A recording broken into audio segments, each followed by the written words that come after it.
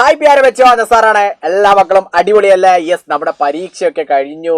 നല്ല അടിപൊളിയായിട്ട് നമ്മൾ വെക്കേഷനൊക്കെ എൻജോയ് ചെയ്തുകൊണ്ടിരിക്കുകയാണ്. റെഡിയല്ലേ? യെസ്, എന്തൊക്കെയാണ് നിങ്ങളുടെ വെക്കേഷനിൽ നിങ്ങൾ ചെയ്തുകൊണ്ടിരിക്കുന്നത്?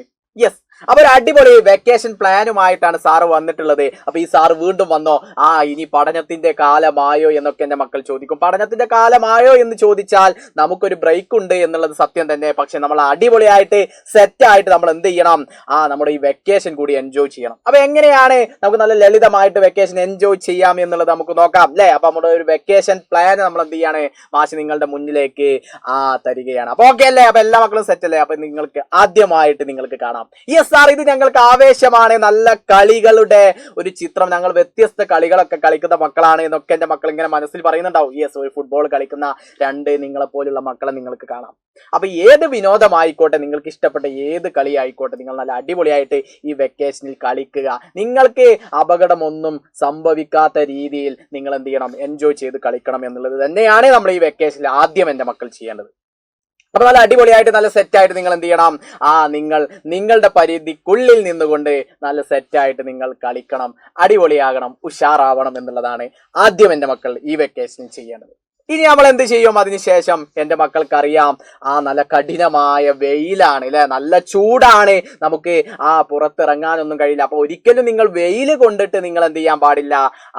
കളിക്കാൻ വേണ്ടിയിട്ട് പാടില്ല. വെയിലൊന്നും ഇല്ലാത്ത സമയത്ത് നിങ്ങൾ എന്ത് ചെയ്യാം? കുറച്ച് സമയങ്ങളൊക്കെ നമുക്ക് പ്രയാസമില്ലാത്ത രീതിയിൽ നിങ്ങൾക്ക് കളിക്കാം. ഈ കളിക്കുന്നതിനോടൊപ്പം ഈ വെയിലുള്ള ഈ ചൂട് സമയത്ത് നിങ്ങൾ എന്ത് ചെയ്യണം? നല്ല അടിപൊളിയായിട്ട് വെള്ളം കുടിക്കണം അല്ലെ. നിങ്ങളുടെ ശരീരത്തിന് വെള്ളത്തിന്റെ ആവശ്യം കൂടുതലാണ്. അപ്പൊ നിങ്ങൾ എന്ത് ചെയ്യണം? വെള്ളം പരമാവധി നിങ്ങൾ എന്ത് ചെയ്യണം? കുടിച്ചു കൊടുക്കണം എന്നുള്ളതാ. അപ്പൊ വെള്ളം നല്ല അടിപൊളിയായിട്ട് സെറ്റായിട്ട് എന്റെ മക്കൾ എന്ത് ചെയ്യുക? വെള്ളമൊക്കെ കുടിച്ച് ഉഷാറായിട്ട് നിൽക്കുക.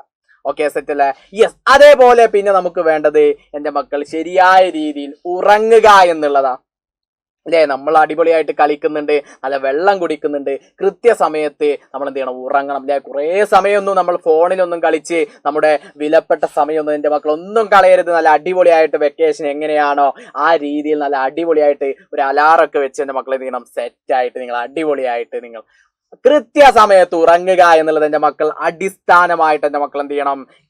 ഒന്ന് അടിപൊളിയായിട്ട് സെറ്റായിട്ട് നിങ്ങൾ എന്ത് ചെയ്യണം? സെറ്റാക്കണം ഉറക്കമൊക്കെ അല്ലേ. അപ്പൊ കുറഞ്ഞ സമയം ഉറങ്ങിയിട്ട് കൂടുതൽ സമയം എന്ത് ചെയ്യാൻ പാടില്ല? നിങ്ങൾ കളിയിലും മറ്റു ആക്ടിവിറ്റിയിലും ഒന്നും ഈ വെക്കേഷനിൽ നിങ്ങൾ ഇടപെടാൻ പാടില്ല എന്നുള്ളതാണ്.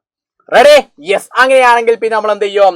യെസ്, നമുക്കറിയാം നമ്മുടെ ഒരുപാട് ബന്ധുക്കളുണ്ട്, നമ്മുടെ ഒരുപാട് സുഹൃത്തുക്കളുണ്ട്. ഈ ബന്ധുക്കളുടെയും സുഹൃത്തുക്കളുടെയും ഒക്കെ അടുത്ത് പോകുകയും അവരുമായി സൗഹൃദം പങ്കിടുകയും ഒക്കെ ചെയ്യാം അല്ലെ. നമ്മുടെ റിലേറ്റീവ്സ് ഉണ്ടാവും ഇഷ്ടം പോലെ അല്ലെ. അപ്പൊ സ്കൂളൊക്കെ തുറന്നു കഴിഞ്ഞാൽ അവര് അടുത്തേക്കൊക്കെ പോവാനൊക്കെ നമുക്ക് എന്ത് ചെയ്യാൻ കഴിയില്ല?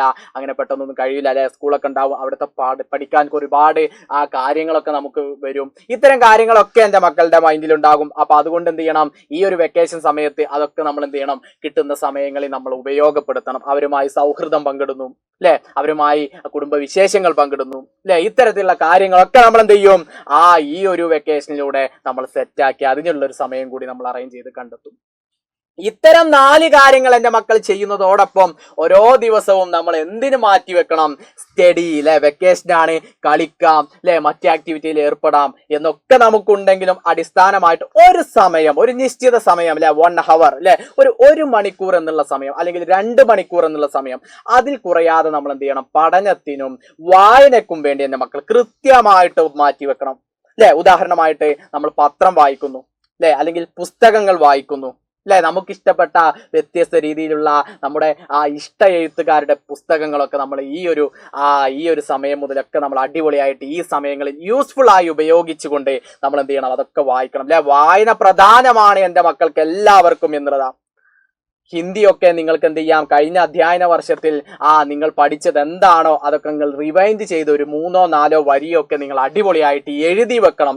എഴുതി വെച്ചിട്ട് അതിങ്ങനെ വായിച്ചു നോക്കുക. അപ്പൊ 2 വരിയൊക്കെ നിങ്ങൾ എഴുതി അത് വായിക്കുക. ഓരോ ദിവസവും അത്തരത്തിൽ നിങ്ങൾ എന്ത് ചെയ്യണം? അതിനു വേണ്ടി സമയം മാറ്റി വെക്കുമ്പോൾ നിങ്ങൾക്ക് ഹിന്ദി എഴുതാനും വായിക്കാനും വളരെ ലളിതമായിട്ട് എൻ്റെ മക്കൾക്ക് കഴിയും എന്നുള്ളതാണ്. അപ്പൊ എന്തായാലും ഒരു നിശ്ചിത സമയത്ത് നിങ്ങൾ മറ്റു ആക്ടിവിറ്റികളിലൊക്കെ നിങ്ങൾ ഇടപെടുകയും ഈ ഒരു മണിക്കൂറോ അല്ലെങ്കിൽ നിങ്ങൾക്ക് 2 മണിക്കൂറോ നിങ്ങൾ ഈ ഒരു വായനക്കും പത്രം വായനക്കും പുസ്തക വായനക്കും അതേപോലെ നമ്മുടെ പാഠഭാഗവുമായി ബന്ധപ്പെട്ട ബേസിക് കാര്യങ്ങൾ മനസ്സിലാക്കുന്നതിനൊക്കെ വേണ്ടിയിട്ട് ഒരു നിശ്ചിത സമയം കൂടി എൻ്റെ മക്കൾ ചെലവഴിക്കുന്നതോടൊപ്പം ഈ വെക്കേഷൻ പൂർണ്ണമായിട്ടും എൻ്റെ മക്കൾക്ക് ഉപകാരപ്പെടും എന്നുള്ളതിൽ യാതൊരു സംശയവുമില്ല. അപ്പൊ എൻ്റെ മക്കൾ സെറ്റല്ലേ, അടിപൊളിയല്ലേ? ഇത്തരത്തിലുള്ള കാര്യങ്ങളൊക്കെ ഫോളോ ചെയ്യാൻ ഈ ഒരു വെക്കേഷൻ പ്ലാനിലൂടെ എൻ്റെ മക്കൾ കടന്നു പോകാൻ എൻ്റെ മക്കൾ എല്ലാവരും റെഡിയല്ലേ? യെസ്, ഓക്കെ ആണോടാ? യെസ്. അപ്പൊ അങ്ങനെയാണെങ്കിൽ നമ്മൾ ഈ വെക്കേഷൻ ഒക്കെ നല്ല അടിപൊളിയായിട്ട് എൻജോയ് ചെയ്ത് നിങ്ങൾ ഈ കാര്യങ്ങൾ കൂടി നിങ്ങൾക്ക് ഇനി അങ്ങോട്ടുള്ള ദിവസങ്ങളിൽ നിങ്ങൾ ഫോളോ ചെയ്യുന്നതോടുകൂടി നല്ല അടിപൊളിയായിട്ട് ഈ വെക്കേഷൻ നമുക്ക് പൂർത്തീകരിക്കാനും അടുത്ത ജൂൺ മാസത്തിൽ വളരെ ലളിതമായിട്ട് നമുക്ക് സ്കൂളിലേക്ക് വരാനും നല്ല ഫ്രീ ആയിട്ട് നമ്മുടെ മൈൻഡൊക്കെ ക്ലിയർ ആയിട്ട് നമുക്ക് ആ സ്കൂളൊക്കെ ആരംഭിക്കാൻ വേണ്ടിയിട്ട് സാധിക്കും. Okay, ready?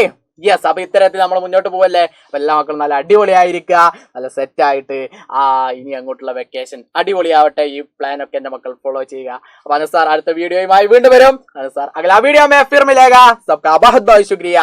Bye bye.